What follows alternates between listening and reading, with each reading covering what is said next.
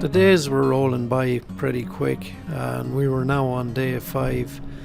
We'd crammed in a lot into the first 4 days, from the Normandy landings in France to the Battle of the Bulge sites in Belgium to the Nuremberg Ring.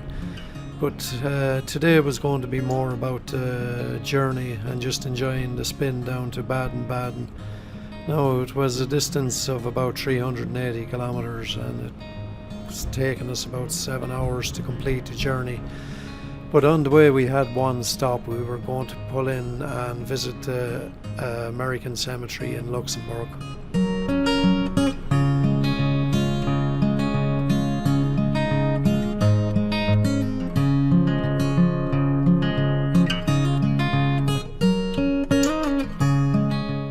Now, just a bit of information on the cemetery in Luxembourg. It contains the bodies of over 5,000 American personnel, and it's spread out over 50.5 acres. Now, as with the cemetery in Normandy, this one in Luxembourg is equally as impressive, if not more impressive. Now, it's probably most famous for being the burial place of General George S. Patton.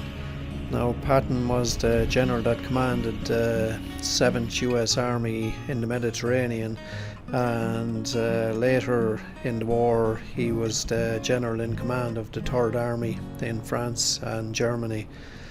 Now, he was a bit of a colourful character, to say the least, loved by his men, but he was very outspoken, and it got him in a lot of trouble a lot of the time. But anyway, if you're interested in Patton's story, you can read up more about him online anyway, or you'll get plenty of YouTube videos.